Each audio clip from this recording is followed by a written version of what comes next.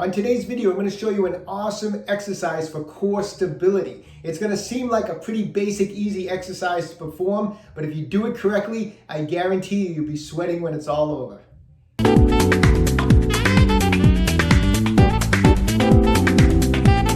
Hi, I'm Dr. DeMarco, chiropractor and owner of OcraMed Health. You know, there's nothing more important than core stability. Whether you're just trying to prevent injuries during everyday life, or prevent injuries inside of the gym, or if you're trying to lift more weights inside of the gym. Core stability is so very, very important. And today I'm going to show you one way that you can help increase your core stability. Before we get into today's video, if you haven't done so already, take a moment right now, subscribe to my channel, OcraMed Health on YouTube, click that little bell notification. It notifies you every time I upload a new video. And also at the end of today's video, if you enjoyed the content, I'd appreciate a thumbs up. So before we get into demonstrating today's exercise to help increase core stability, you know, what is core stability? Core stability is when all the musculature of the core tightens statically to resist unwanted motion. So performing core stability exercises are exercises where we're holding static positions. That differs from core strengthening exercises where we're actually moving. We're performing lumbar extensions, we're performing crunches, where we have motion on the exercises. Core stability exercises, we're holding static positions. So why is core stability so important? You know, when, say for example, you want to perform your deadlifting, we don't want motion on a deadlift coming from the core area, the back area. We want to have this area braced. We want to have good core stability. If this is moving when I'm trying to deadlift, one, it's going to limit the amount of weight I can move, and two, it's going to leave me very susceptible to a back injury. We want this area braced. We want good core stability. We want to be tight all through the torso area so that the lift is being performed through the larger muscle groups and the stronger joints of the hips and legs. And that's why core stability is so important. Even for everyday life, core stability is going to help you prevent injuries, okay? So on today's video, we're going to be dealing with an exercise that's been around for a long time. It's called the bird dog. And most of the time, it's performed incorrectly. It's performed, actually, people are moving during it. It's not performed as a good static exercise.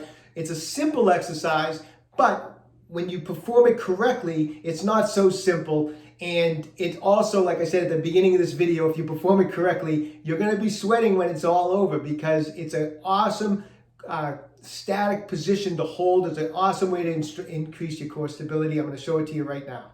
So let's go over how to perform a bird dog correctly. Now, the bird dog is actually included in what's known as the McGill Big 3. It's 3 core stabilizing exercises. They're static exercises. They're all excellent. Bird dog's included. If you're not familiar with just the general idea of a bird dog, and this isn't how we're going to be performing it today, but just a general idea is you see people on all fours, one arm and the opposite leg go up, and you see people a lot of times just kind of alternating, going like in this position, and that's in general what a bird dog is, even though that's not the way we're performing it today. But I just want to give you a visual of the position, okay? I'm going to break it down into a couple of different parts. We're going to turn that into a static hold type of exercise, which is going to be a lot tougher to perform than just alternating back and forth with your arms and legs, okay? As we go over some couple different parts, I'll go over some common mistakes that people make on this exercise, all right? So the starting position is, as you saw, was from all fours.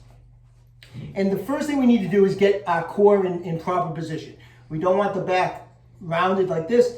We don't want the butt out and the back arched back like this. We want to be in a nice neutral position. And neutral means that there's a slight curve in the back because there is a lumbar curve. We don't want to take that lumbar curve out and be totally flat. That is in a neutral position. So about here would be considered a good position. Now, before we do anything, we need to brace and tighten all through here. And I don't mean just tighten your six pack. You want to be tight on the sides also. So when you first contract everything and brace, take your hand and make sure you're tight on the sides too. A lot of times people tighten up the abdominal area, but they don't tighten the sides. So you want to really tighten that whole and support that whole thing, almost like right the way you would tighten up to perform a deadlift. You want to brace the entire area. So make sure you're tight all the way around. Once we're in this position, let's talk a little bit about the arm. The arm is going to be raised, and we're going to make a fist, and that's going to increase the tension. And as we raise the arm, I'm going to think of pushing my fist towards the wall in front of me. When you do that, don't let the shoulders sink in. Push the ground away, so you want to almost like raise your torso off the ground, but think of pushing the ground down. So I have my arm out like this, and I'm pushing down on the ground like that. And that's the upper body portion of this exercise. Don't sink in, push the ground away. The leg, and I'm going to show you on the same side so you can see it. The leg, the big problem with the leg is people a lot of times come up too high. What happens if I come up too high with the leg? I'm getting motion in my lower back. We don't want motion on a static exercise. So the way you stop that is bring your leg back and only have it an inch or two off the ground. I'm going to come up a little bit. Only have it an inch or two off the ground. Notice the position of my foot. It's not, my toe's not pointed. I have my foot flexed. And it's only a couple inches off the ground, and I'm thinking of pushing my heel towards the back wall. In this position, I can activate my glutes. So as I'm pushing back, I got my glutes contracted, my glutes are squeezed, and I'm in a nice tight position. And like I said, by keeping the leg in this position, I'm not going to get any motion through my lower back. So we throw this whole thing all together. We get on all fours. Tighten everything around. Make sure, like I said, if you got to check with your hand if you're not used to doing this. Have that back in a nice tight position. I'm going to go my right arm. My right arm's going to come up as my left leg comes back. Have that foot flexed only an inch or two off the ground. I'm pushing through my arm that's on the ground. I'm driving my fist towards the wall in front of me and my heel to the wall behind me. And I'm going to squeeze and I'm going to hold this static position for a 10 count. Nice, slow, and controlled. I'm holding for 10 seconds. Now, common mistake, when people come back, you see people come back, they try to bring their elbow or their hand towards the other knee. Look what happens to my back. It starts to move again. We don't want motion in the back. So I would recommend, don't try to come all the way back like that. I would just simply recommend when you, after 10 seconds, come back to a neutral position. Do what we call like sweeping the ground. So come back just to here, so you drag your knee and your hand along the ground. Keep that back flat. And then once you've done that, then come back out, back into position for another 10 count. At the end of 10 seconds, again, sweep the ground. Come in and then come out. And hold for 10 seconds in this position. So we've done 3 holds for 10 seconds. And once you finish that, come back. I'm going to show you the other position now, just so you can see it from 2 angles. Now I'm back in neutral. I'm braced again. This time the left arm is out. I'm pushing through the right arm, pushing the ground away from me. And now I have the opposite leg, toes just an inch or 2 off the ground. The heel is pushing back towards the wall. I'm squeezing my glute on that right side. I'm going to hold for 10 seconds. I'm going to come back. I'm just going to sweep the ground. And I'm back out again for 10 seconds. Nice, take your time and stay tight. That's the whole thing. Keep that static hold. You're tight through this whole area. My glutes tight. I'm pushing out. I'm squeezing everything.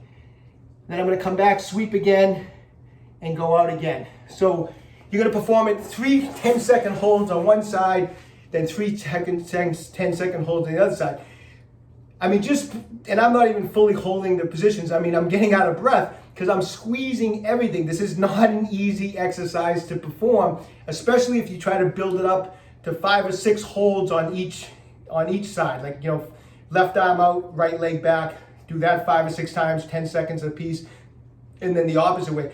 This is not an easy exercise. I'm squeezing everything. I'm pushing my fist towards one wall. I'm pushing my heel back. I'm squeezing through here. I'm squeezing my glute. I'm pushing through the ground. I mean, everything is activated, and it's not an easy exercise to perform.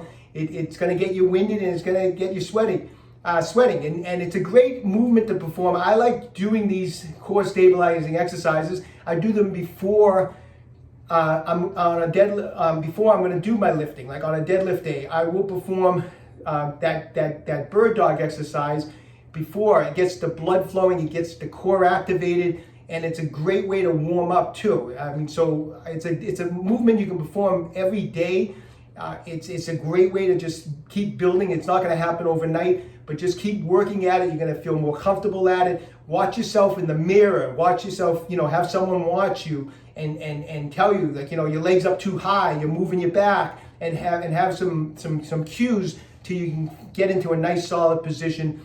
Give that exercise a try. Okay, so I'd like to strongly encourage you to start working that bird dog exercise. It's excellent. You're going to really notice a difference over some time of working it. Leave me a comment in the comment section down below. Let me know how it's working out for you, and best of luck to everybody. Hey, listen, if you haven't done so already, take a moment, visit my website, www.OcraMedHealth.com. We have a full line of fast-release products and exercise equipment, so when you have a chance, check it all out. If you haven't done so already, subscribe to my channel, OcraMed Health on YouTube. Questions about exercise or injuries, just leave me a comment in the comment section down below. I do the best I can to get back to everybody. And don't forget, OcraMed Health is here to keep you fit forever.